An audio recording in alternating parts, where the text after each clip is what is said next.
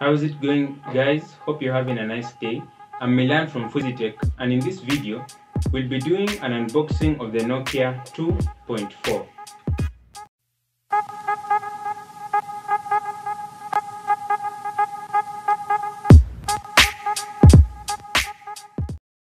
Nokia 2.4 is one of HMD Global's latest releases that came out late last year and is one of their few budget-friendly phones. Okay, and when I say budget-friendly phones, I mean compared to the likes of Samsung, Xiaomi, Oppo, Realme, and many other brands that release a ton of phones every month, ranging from budget-friendly to flagship. Anyways, today I'll be doing its unboxing and first impressions video. And if you like it, make sure you subscribe and click that bell icon to get more notifications for videos like this. So despite its price, you get a 6.5 IPS LCD screen with a 20:9 screen ratio and Android 10 with a guarantee for an Android 11 update. Due to this, as you see here, it has been written 2 years Android upgrades. And you also get a very big 4500 milliamps battery. Notice I didn't say a large battery, since they are budget phones with batteries as big as 6000 milliamps. So let's see what Nokia has in store for us.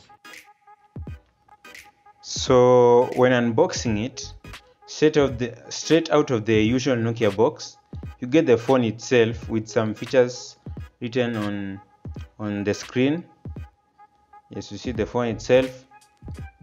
You also get the SIM ejector pin, the usual SIM ejector pin, and also there you have some usual paperwork to get you started, and also a transparent silicone case that comes with almost every Nokia phone, and that's really good because some brands stopped giving out transparent cases. We also have a micro USB cable, unfortunately, because most phones these days come with the Type-C cable, 3.5mm headphones, and a charger, of course.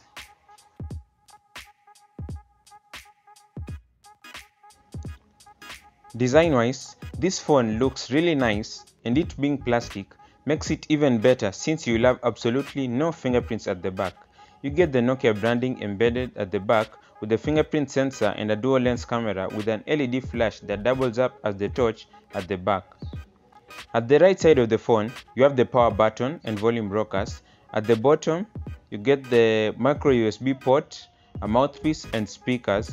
At the left, you get a dedicated button for Google Assistant, SIM and memory card port, while at the top, you have the 3.5mm headphone jack.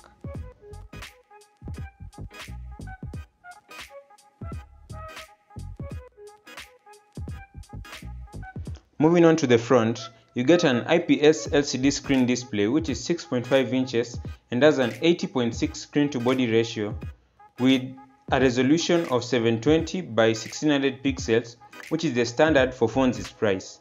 The drop-down menu is the usual stock Android one with nothing too new or too fancy.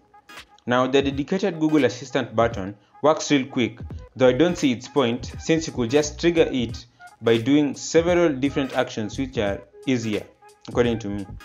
Anyways, as you can see, there are no bloatware apps since Nokia uses the basic stock Android version. Yes, now when it comes to storage, with the 64GB version, the one that I have, you get about 50GB free since 13.77GB has been used by the system, and that gives you plenty of space, and it's really good for that price because there are very few phones that give you storage like that for that price.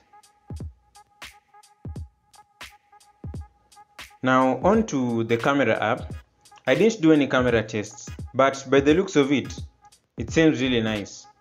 As you can see, there are several settings and sections, and it also has Google Lens, which is nice. It also has portrait mode and night mode. I'm not sure if it has night mode, but I think it has night mode. Now recording the video from both the front and the back cameras were 1080p Full HD, which is really nice at its price point. Another feature that caught my eye was the video stabilization, so I decided to do a test to see if it works. So this first video I did it without video stabilization, and on the second one I did it with stabilization on. Can you spot any difference?